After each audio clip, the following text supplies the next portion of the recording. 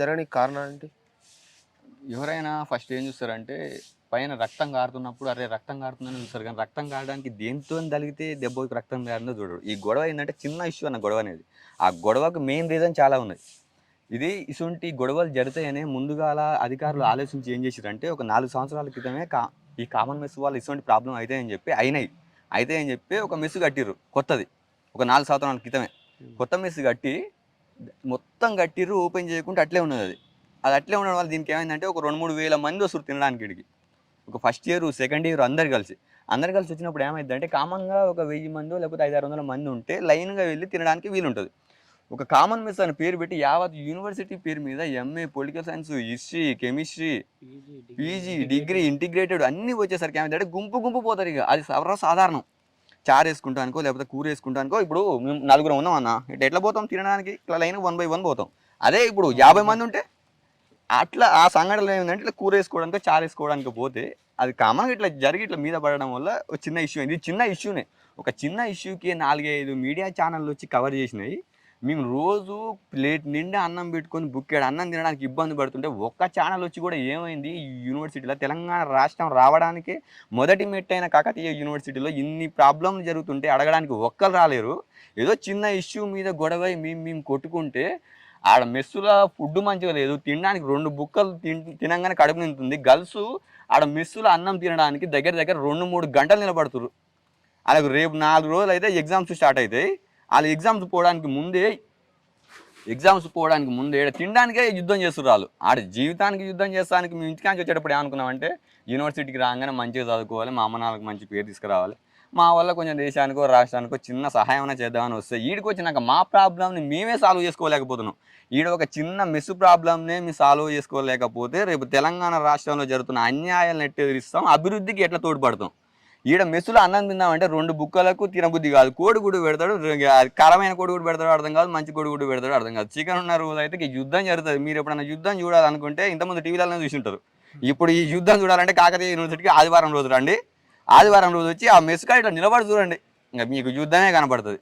ఆ మెస్సు కట్టి 4 సంవత్సరాల నుంచి ఓపెన్ చేయరని ఎన్నిసార్లు మొత్తుకున్నాం. ఫస్ట్ గేట్కి పోయినాం, సెకండ్ డేస్ కాడికి పోయినాం, వీసీకి పోయినాం, రిజిస్టర్కి పోయినాం. ఒక వీసీకో రిజిస్టర్కో గిటి సార్ ఇది మా ప్రాబ్లం అంటే మేము తీరుస్తాం బాబు ఖచ్చితంగా అవుతుంది అంటాడు.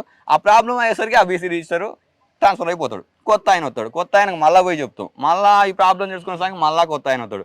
ఇంకెట్లా అంటే ఓ శ్రీ రేపు రా అన్నట్టు వెనకొక సామెత ఉంటుంది చూసినావు. సేమ్ మా కాకతీయ యూనివర్సిటీలో అదే పరిస్థితి జరుగుతుంది.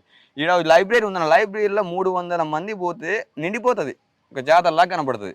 3000 మంది ఉన్న కాకతీయ యూనివర్సిటీలో 300 మంది పోతేనే సరిపోయింది లైబ్రరీ. రేపు ఒకవేళ జాబ్ క్యాలెండర్ అనేది వస్తే చదువుకోవడానికి సౌకర్యమే లేదు ఆడ.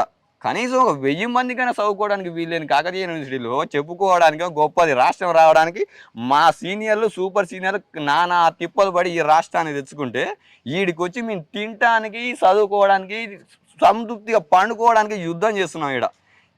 ఇది ఇలాగే ఉంటే మాత్రం మరో తెలంగాణ ఉద్యమాన్ని సృష్టించడానికి ఒక్కడికి కూడా వెనకడుగు వేయమని ఈ న్యూస్ ఛానల్ సాక్షిగా మనస్ఫూర్తిగా చెప్తున్నాం. మీ రాజకీయ నాయకులైనా సరే ఈ ప్రాబ్లాన్ని త్వరగా సాల్వ్ చేయకపోతే ఆ మెస్సు కట్టి 4 సంవత్సరాలు అవుతుంది, ఇప్పటిదాకా ఓపిక పట్టినాం.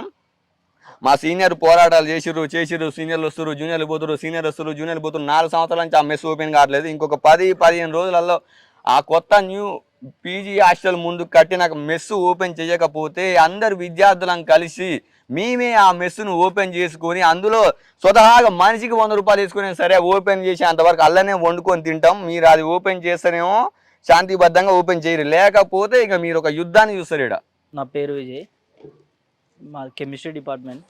ఇక్కడ ఉన్న కాకతీయ విశ్వవిద్యాలయంలో ఎన్నో ప్రాబ్లమ్స్ ఉన్నాయి. అన్ని యూనివర్సిటీలో కన్నా అధ్వానంగా అనుకోవచ్చు. ఎందుకంటే అన్ని యూనివర్సిటీలు ఉన్న తెలంగాణ ప్రభుత్వం కానీ ఏదైనా తెలంగాణ రాష్ట్రం కానీ అన్ని యూనివర్సిటీలు 7 యూనివర్సిటీలో కూడా ప్రతి ఒక్క క్యాంపస్లో వైఫై ఫెసిలిటీస్ ఉన్నాయి. ఇక్కడున్న క్యాంపస్లో వైఫై కాదు కదా, కొంచెం సిగ్నల్ కూడా రావట్లేదు. ఎంతోమంది కాంపిటేటివ్ ఫీల్డ్ పార్టిసిపేట్ చేస్తారు ఈ రోజునన్నా. ఎందుకంటే ఇప్పుడున్న జాబ్ నోటిఫికేషన్ కానీ అందరూ చాలామంది రూమ్లో కూర్చొని ప్రిపేర్ అవుతామన్న ఎవరి ఫోన్లలో సిగ్నల్ ఉండదు. ఇంకా చెప్పుకోవాలంటే ఎంతోమందికి ఇక్కడున్న విద్యార్థులు కామన్ మెస్ అని ఒక పేరుంది. ఈ కామన్ మెస్ అక్కడ న్యూ పీజీ హాస్టల్ మెస్ ఉంటుంది, అది ఓపెన్ చేయమని ఎన్నిసార్లు డిమాండ్ చేసినా ఎవరు ఓపెన్ చేయట్లేదు. కావున దీన్ని ఎవరైనా పట్టించుకుంటారని కొంచెం చర్యలు తీసుకుంటారని ఆశిస్తున్నాం. మెస్ బిల్లులు కూడా చాలా ఎక్కువ వస్తాయని, అంటే అవుటర్స్ కానీ వాళ్ళందరూ ఉన్నారని చెప్పేసి అన్నారు. కావున దీన్ని పరిష్కరించాలని అందరు కోరుకుంటున్నాం.